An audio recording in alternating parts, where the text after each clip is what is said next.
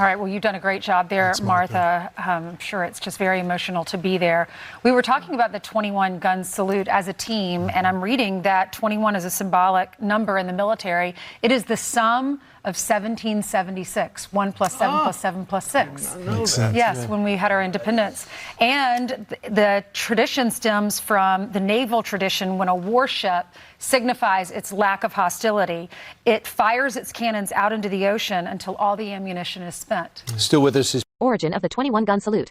The use of gun salutes for military occasions is traced to early warriors who demonstrated their peaceful intentions by placing their weapons in a position that rendered them ineffective. Apparently, this custom was universal, with a specific act varying with time and place, depending on the weapons being used. A North African tribe, for example, trailed the points of their spears on the ground to indicate that they did not mean to be hostile.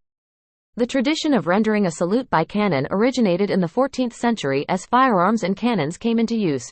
Since these early devices contained only one projectile, discharging them once rendered them ineffective. Originally, warships fired 7-gun salutes. The number 7 probably selected because of its astrological and biblical significance. 7 planets had been identified and the phases of the moon changed every 7 days. The Bible states that God rested on the 7th day after creation, that every 7th year was sabbatical, and that the 7 times 7th year ushered in the Jubilee year. When potassium nitrate improved the quality of gunpowder, ships at sea adopted the salute of 21 guns.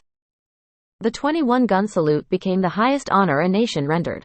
Varying customs among the maritime powers led to confusion in saluting and return of salutes.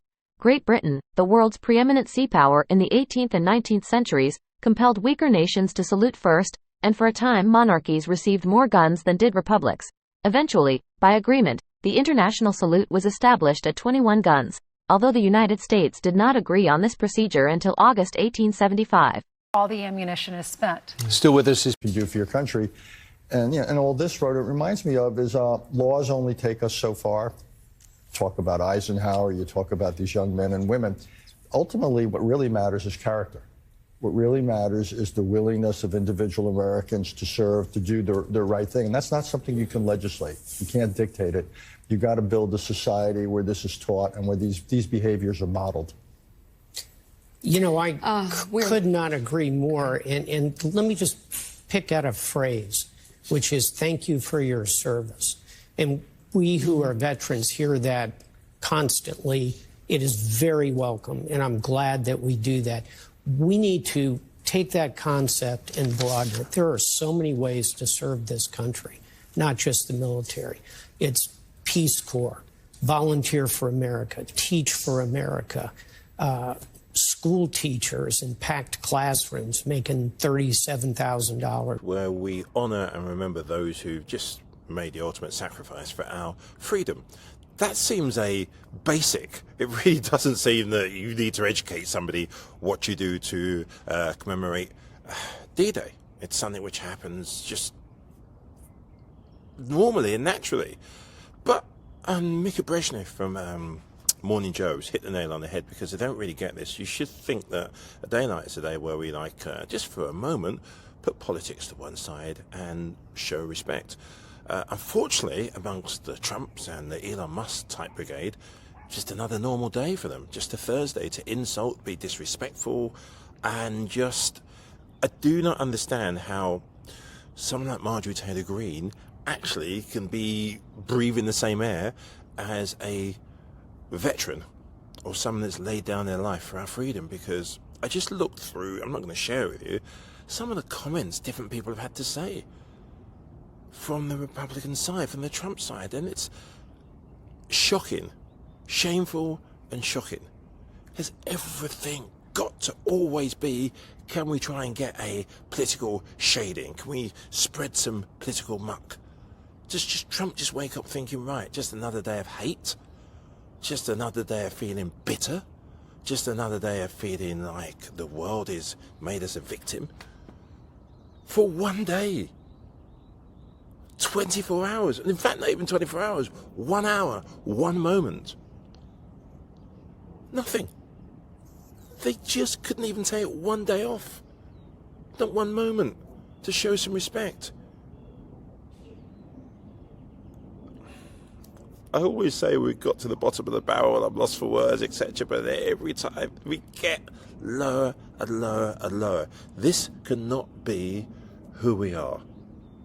we respect and honour those always who've laid down their lives for our freedom, and surely they deserve at least a moment where we just come together and show respect. Is a moment too much to ask? Clearly, in the Trumpy Trump's case, it is. A year. You think she's serving the country? Boy, I do. Diplomats, CIA officers, police, firefighters, emergency medical technicians. So to Richard's point, what we need is a sense of obligation to our society that is rewarded and incentivized. I'll tell you, every time I see a policeman or a fireman or a teacher or a returning Peace Corps volunteer, I walk up and say, thank you for your service. We need to broaden that concept. You know, Mike Barnacle, it's hard not to think about how demented our politics are today when we look at these heroes and we ponder this moment of unimaginable magnitude. But this conversation has just reminded me something that I think is worth saying about some of our Republican leaders right now, and I say it with respect, but our democracy is a privilege.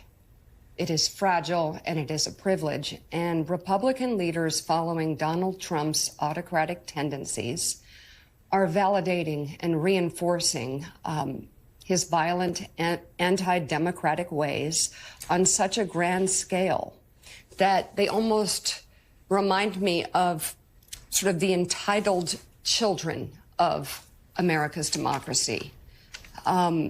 Entitled because they don't care of what it took to build it, unappreciative of the sacrifice that it took to get here, and emboldened for their own advancement of power. So I hope they watch today and open their hearts to the concept of democracy rather than their own anti-democratic road to power. Well, that would be wonderful if it would occur, Mika, but I kind of doubt it will occur given the tenor and the tone of American politics today.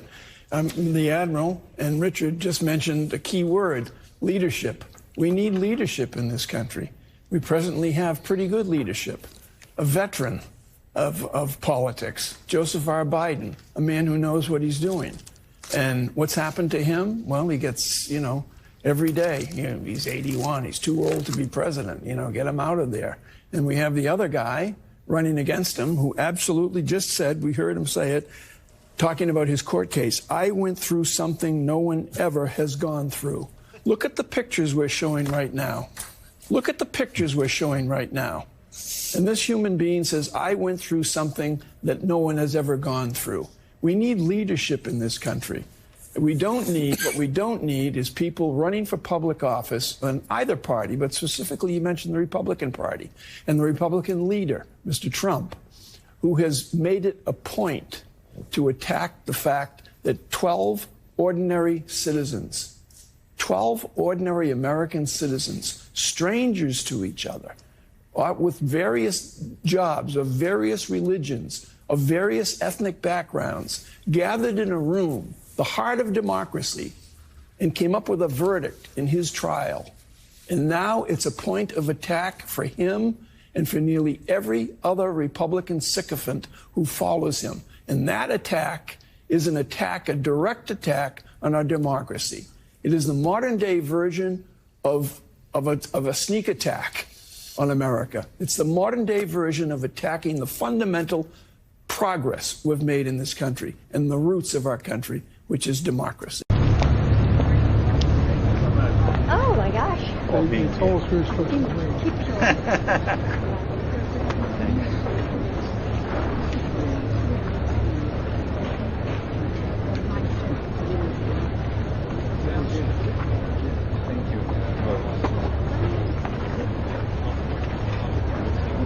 I think they wait for photo. Come. Oh, you are my hero.